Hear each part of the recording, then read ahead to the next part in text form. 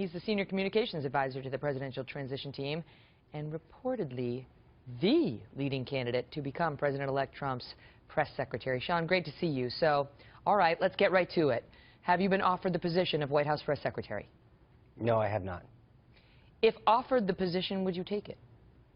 Oh, absolutely. I would take anything that the president asked me to do. I've shoveled the driveway of the South Lawn or mow the lawn, whatever he asks. This president has a real agenda of change, and I'd be glad to play a role in anything that he asked me to do to help advance that agenda. If not an explicit offer, have they discussed the job with you? Well, I don't get into specific conversations that I've had privately with either the president-elect or anyone else senior. Got you there. Okay, I got you. Now, you're set, according to our own John Roberts, they are saying that you are a leading candidate. Others are suggesting an announcement is imminent. Do you believe that we might get an announcement, whoever it is, as soon as tomorrow? It could be any time. Look, I think I've now had an opportunity to be around the president-elect most of the time since he won the election. And when he makes a decision, he lets it be known, and there's no equivocating. So when he makes his mind up, he'll let us know, and we'll get the word out. There's also a report that Reince Priebus, in taking the job as chief of staff, said this is a package deal. Sean Spicer has to be the press secretary. That's the only way I'm going to take this, because he hearts you. And well, is that true? I heart him. No, and I heart him. Do you believe is there a chance there's a package deal, that a package deal has already been prearranged? No, absolutely not. Look, Mr. Trump doesn't take package deals. He takes the best deals. Again, as I said, I'd be honored to do anything to help advance his agenda, but there never was a deal. And he chose Reince based on the effectiveness and the success that he had of running the RNC and wanted to bring that to the White House to help the American people move forward. So there's never been any kind of deals, and if anyone knows anything about putting together good deals, it would be Donald Trump. Okay, well, maybe that is a good deal in his mind. That maybe he likes that package Hopefully. Deal. All right, so let's talk about the media. You know, there was this discussion with Reince Priebus on Hugh Hewitt's show about how the relationship with the media would change and whether there would be daily White House press briefings.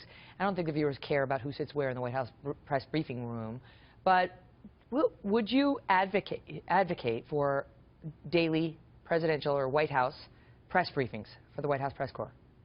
Well, I think we have to look at everything. And so I don't know that they need to be daily. I don't know that they all need to be on camera.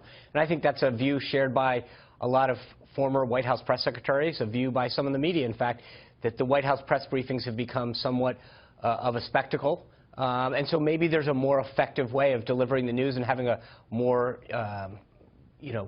appropriate adult conversation with the media to inform them of the president's actions as opposed to an on-camera activity. But it's not a yes or a no. I think what you've seen with Donald Trump is real change. He's not going to settle for the status quo and the business as usual is over. But is he going to bounce reporters out who's, No, look, he's not going to bounce anybody out. Like he did in the campaign? No, absolutely not. Absolutely not. He has a healthy belief in the First Amendment and the understanding and the role of the free press. Then why did he ban him? If he's so healthy, why did he ban him during the campaign? Because there's a difference. He understands the role of president and the role of the White House. That's a vastly different view than being at a campaign rally that's paid for by the campaign, funded by him, by his own dollars, at a private venue. He has the right to control access to that. All right, so you're saying so if the New York Times does a scathing editorial on President Trump, they're still going to let the New York Times reporters in the press briefing room and have access just the same as all the other news organizations? They're in the pool right now, and they still have scathing editorials and pretty poor reporting. So yes. The answer to my question is yes. Yeah. Okay. Absolutely. The other question, the children are taking a hit, Donald and Eric, for sitting in on these briefings when they're supposed to be running the Trump Organization. Can they do both? Can that continue after the inauguration? Well, I think what Mr. Trump is going to do is lay out and delineate the difference between the role that he and anyone else will play in advancing his agenda in this government and what he will do with his business. But it will be made crystal clear, and the line will be pretty bright as to what's business and what's government. But right now, as far as the role of the children... do you see the potential conflict in letting the sons... I do. There is a potential... who are running the Trump Organization sit in on government meetings, on presidential political meetings?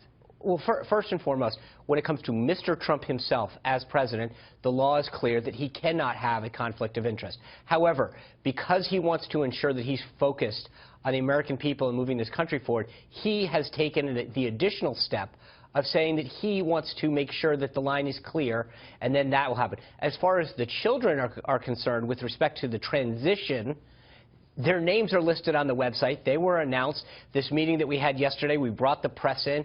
Everyone who comes up and down the elevator is there for cameras to see. I think that when it comes to transparency, we've been much more transparent when it comes to this transition than probably any transition in the past. No, that's when true. it comes to, but you can be transparent about something that's inappropriate too. Just because you're transparent doesn't mean it's okay. So the question is, do you see the Trump sons maintaining this role in these meetings, these cabinet-level meetings and meetings with foreign leaders, after Trump is inaugurated, and Donald and Eric are supposed to be running the Trump business? I think once the president-elect becomes president, he will have laid out exactly how he's going to delineate between his role and the family's role as government officials or government activities, and his role and their role when it comes to pertaining to I got to go, but I got to ask you business. this last question. Dana Perino said that when you're White House press secretary, you have to wake up at 4:30 in the morning. Are you going to do that? Are you going to work those 18-hour days, wake up at 4:30? It doesn't pay well. You got, just the disgusting media, as Trump would say, firing unfair questions at you. Well, why would you want that job? Well, as I said earlier, it's not just that job, it's any job. But 4:30 in the morning? I already get up at 5, so you might as well get up a